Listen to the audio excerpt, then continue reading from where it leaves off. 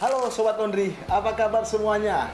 Ya, semoga kita semua dalam keadaan baik-baik saja. Ya, saat ini Sobat Laundry adalah video pertama saya di tahun 2026. Dan mungkin kita akan bersama-sama membahas banyak hal tentang laundry. Dan sebelumnya saya mengucapkan selamat tahun baru bagi kita semua. Dan sukses terus berada di sepanjang tahun 2026 buat kita semua.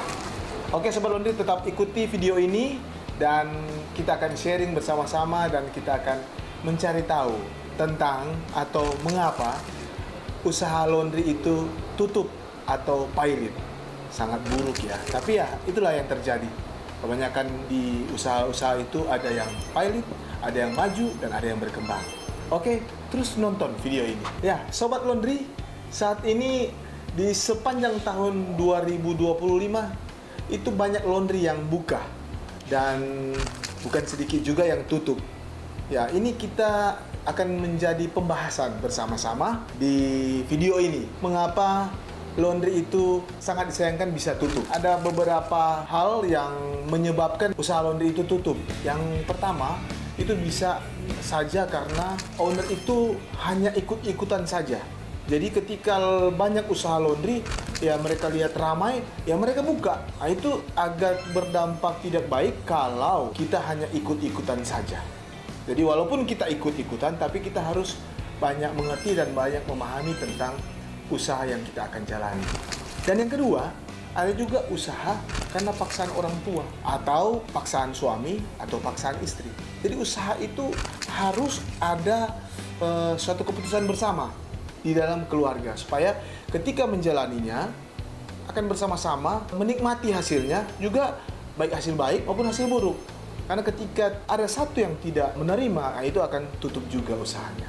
Jadi sangat penting tentang suatu keputusan bersama di tengah-tengah keluarga ya. Dan yang ketiga, ada juga pemilik usaha sudah menjalani bisnis ini, usaha laundry, tapi tidak menguasai. Karena ketika mereka memutuskan untuk buka usaha laundry, yang training itu bukan owner, tapi yang training itu orang kerja. Nah, ini bahaya. Karena ketika usaha itu, usaha apapun ya, bukan hanya laundry, kita putuskan untuk buka, sebagai owner kita harus memahami bahwa pekerjaan itu role modelnya seperti apa, supaya yang menguasai usaha itu bukan orang kerja, tetapi owner itu sendiri. Pemilik usaha juga harus konsisten. Kalau buka operasionalnya, contoh jam 8 pagi, ya harus demikian, jam 8 pagi dibuka. Kalau tutup jam 8 malam, juga demikian, harus tutup jam 8 malam. Nah, ini konsistensi ini sangat dibutuhkan ketika kita memulai usaha. Ketika customer datang dan usaha kita tutup, ya mungkin dia akan kecewa dan mencari tempat laundry yang lain. Itu sangat penting ketika kita mulai usaha laundry, konsistensi itu dari jam operasional.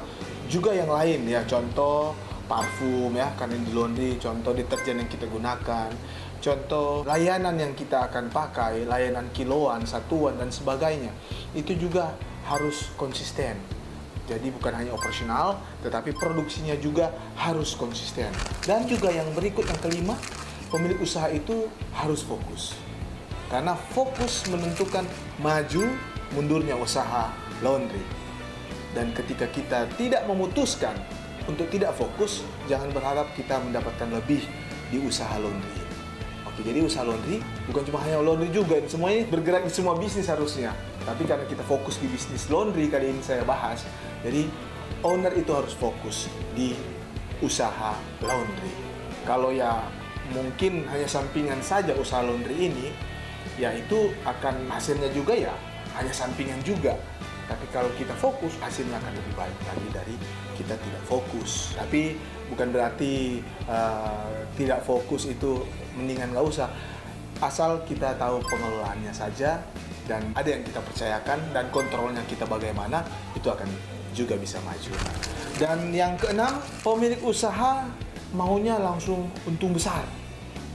Nah, usaha baru jalan 1 bulan, 2 bulan, atau berapa minggu, atau baru bunyi bulan saja sudah ingin pendapatannya besar. Nah, ini tidak disarankan untuk berusaha atau memiliki usaha laundry, karena ya kalau kita kan di laundry sekarang jualan kalau kiloan 8.000 per kilo. Kalau 8.000 per kilo satu hari contohnya masuk 50 kilo, berarti kita hanya mendapatkan berapa? 400.000 ya. 400.000 per hari. Keluarin budget pengeluarannya mungkin sisa 200.000.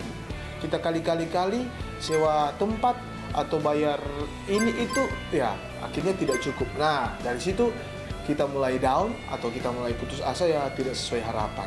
Akhirnya laundrynya bisa tutup. Ada juga usaha yang dikelola orang lain tidak berpengalaman. Ini sangat hati-hati ya, Sobat Laundry, karena ketika kita membuka usaha laundry dan kita memberikan usaha laundry itu kepada orang yang kita percaya ya, dan tidak mengolahnya dengan baik dan benar karena tidak berpengalaman.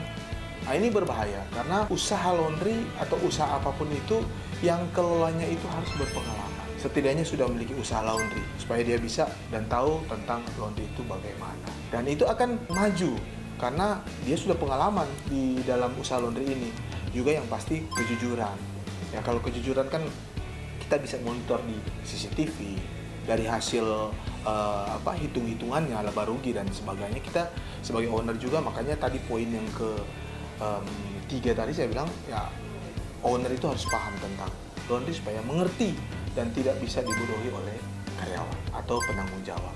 Kedelapan juga ini tidak kalah penting karena berkaitan dengan keuangan. Jadi ketika keuangan kita tidak manage dengan baik, ya itu akan berpengaruh juga di dalam usaha laundry kita. Dan keuangan itu sangat penting.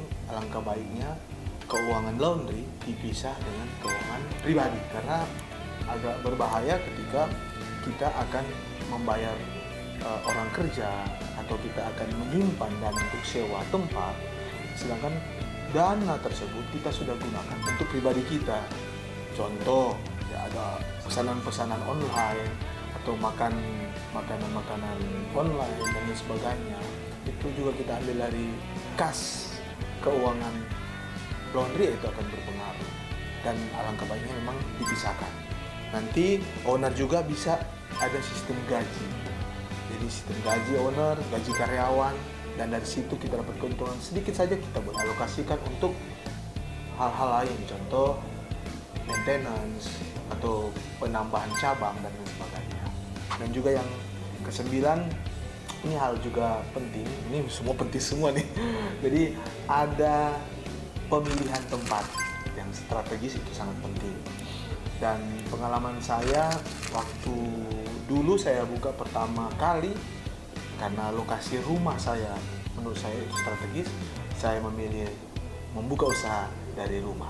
Dan itu hasil keputusan bersama istri untuk membuka usaha di rumah. Nah, usaha laundry adalah pilihan kita karena kita melihat situasi di kompleks perumahan tempat tinggal saya itu padat penduduk dan juga pusat kota. Itu jadi pilihan kita untuk membuka usaha laundry di rumah, dan dari situ kita berkembang dan memilih tempat-tempat mana yang cocok, yang strategis. Tidak semua di depan jalan itu untuk laundry baik, malahan di dalam lorong itu juga lebih baik kadang-kadang daripada di jalan utama, karena jalan utama kita sudah sewa mahal dan customernya juga banyak tinggal jauh-jauh. Jadi kalau saran saya ketika kita memilih di jalan utama itu harusnya harganya sudah lebih di atas, tampilan laundrynya sudah premium, dan mungkin bisa istilahnya laundry naik kelas lah, seperti itu. Ya Sobat Laundry, untuk poin yang ke-10 itu tentang produksi laundry itu. Dan sangat penting karena hasil dari produksi ini akan menentukan juga kembali tidaknya customer kita. Ketika tidak rapi atau tidak harum atau kotor, itu mungkin customernya akan komplain dan bisa saja kemungkinan besar tidak kembali lagi di laundry kita. Jadi produksi itu sangat penting, apalagi kalau terjadi kehilangan. Itu harus ada kontrol yang lebih daripada owner atau pengelola. Contoh, siapkan CCTV dan gunakan orang-orang yang pengalaman atau bisa dipercaya. Dan yang ke-11 tentang bagaimana kita akan pasarkan usaha laundry itu. Jadi kita juga harus membuat konten-konten, harus membuat publikasi di sosial media, dan kita juga harus promosi lah, supaya customer merasa bahwa mereka sangat dihargai dan mereka akan pasti kembali di laundry kita. Dan sobat laundry sekalian yang sudah punya laundry, yang sudah jalan, atau yang belum punya laundry atau baru akan direncanakan untuk buka usaha laundry, silakan komen apa yang menjadi pengalaman sobat laundry sekalian di dalam menjalankan usaha. Boleh di komen supaya juga jadi pembelajaran bagi calon-calon pengusaha laundry yang lain. Oke, sobat laundry, tetap semangat. Di tahun 2026 ini kita harus yakin dan tetap percaya bahwa setiap usaha tidak ada yang tidak mungkin untuk terus maju.